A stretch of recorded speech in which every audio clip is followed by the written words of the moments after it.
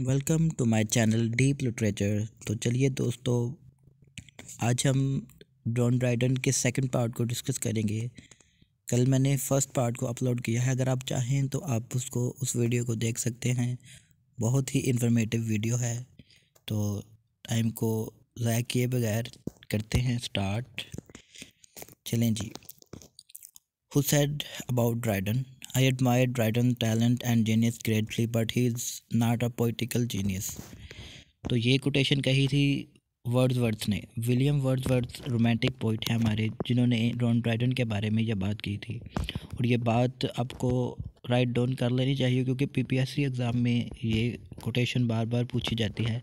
तो आपको इस तरह की कोटेशन का पता होना चाहिए।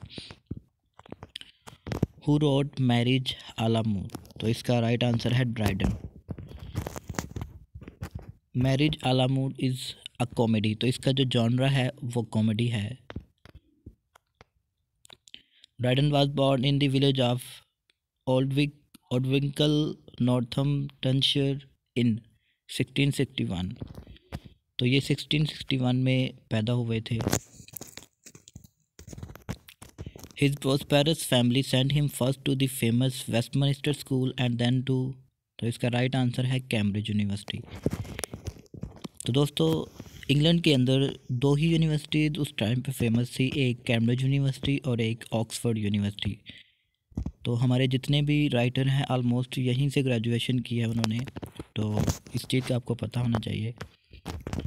The Restoration poetry was mostly satirical, realistic and written in the heroic couplet of which was the supreme master। तो इसका राइट आंसर है हमारे पास Dryden.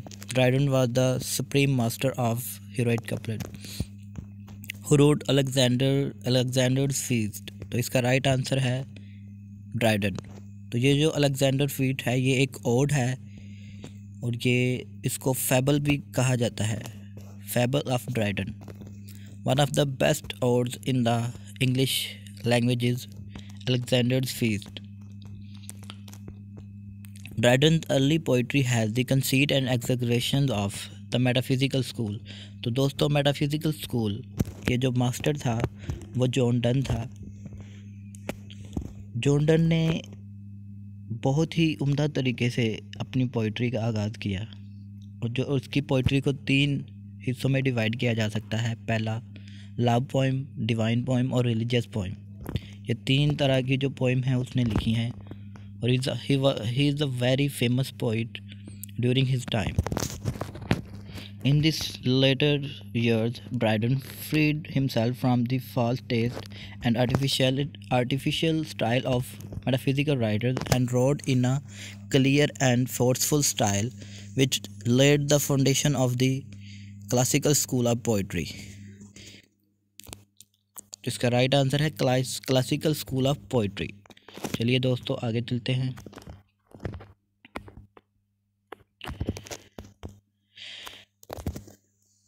Dryden's first heroic tragedy was Tyrannic Love। Annus Mirabilis by Dryden means the wonderful year, namely 1666। तो ये 1666 में आए थे Annus Mirabilis।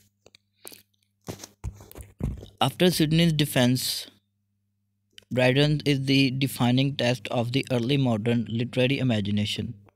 तो इसका राइट आंसर है ऐसे ऑफ ड्रामेटिक पोइजी। दोस्तों, ऐसे ऑफ ड्रामेटिक पोइजी में जॉन ड्राइडन ने जो इंग्लिश राइटिंग है उसको अच्छा बताया है, फ्रेंच राइटिंग से, मॉडर्न राइटिंग से और क्लासिकल राइटिंग से। क्योंकि इंग्लिश जो राइटिंग है उसके अंदर बहुत सारी चीज़ें जो हैं वो डिफरेंट है दूसरी राइटिंग से, और इन्होंने बहुत सारी चीज़ें जो नयापन लेके आए हैं राइटिंग के अंदर वो बताया गया है। With whom did Dryden write Oedipus 1679? तो इसका राइट आंसर है Nathaniel Lee. Dryden brought heroic tragedy to its culminating point in his play The Conquest of Granada। The poetry of Dryden can be divided into political styles, doctrinal poems and the fables. ये 3 तरह की poetry उसने लिखी थी, political stair, doctrinal poems and fables. Dryden died in 17 and was buried near Chaucer in Westminster. तो दोस्तों आपको ये बात जहन में रखनी है कि जो ड्राइडन को आफ्टर 10 डेज बरीड किया गया था चौसर के, यानी चौसर के साथ वेस्टमिनिस्टर एबे में, क्योंकि इसको पहले एनी सिमेट्री सोहो में बरीड किया गया था। इसके बाद उसको, क्योंकि ये इंग्लैंड के फर्स्ट पोइट लॉर्ड थे, तो इसलिए इनको वेस्टमिनिस्टर एबे में बरीड किया गया। What is essay of dramatic poesy by Dryden about? It is a work in which Dryden attempts to justify drama as a legitimate form of poetry comparable to epic, as well as defend English drama against that of the ancient and the French। तो दोस्तों मैंने अभी आपको बताया था कि उसने ये जो ड्रामेटिक पोइट्री लिखा है, ये एंशियंट और फ्रेंच जो ड्रामे थे उसके साथ कंपेयर करते हुए कहा था कि जो इंग्लिश ड्रामा है वो आला है, मींस के ये सब इसमें ज़्यादा वैरायटी है। जैसा कि जो एंशियंट ड्रामा है उसके अंदर सिर्फ ट्रेजेडी पे बात की जाती थी, लेकिन शेक्सपियर ने एक नई टर्म ईजाद की जो थी ट्रेजेडी कॉमेडी। तो दोनों को मिक्स करके एक नई फॉर्म बना दी। इन essay of dramatic पोएजी Dryden takes up the subject that had dealt with his defense of poesy। तो इसका राइट आंसर है फिलिप सिडनी, क्योंकि फिलिप सिडनी ने एक वर्क लिखा था डिफेंस ऑफ पोएजी, तो वो इतना पावरफुल वर्क नहीं था जितना ये माना जाता है। सैमुअल जॉनसन जॉन ड्राइडन को father of criticism, English criticism माना कहते हैं। तो ये बात आपको पता होनी चाहिए कि जॉन ड्राइडन को किसने फादर ऑफ क्रिटिसिज्म कहा था, तो वो था Samuel Johnson. Dryden represent a model of new prose which was completely different from the prose of Bacon, Milton and Browning।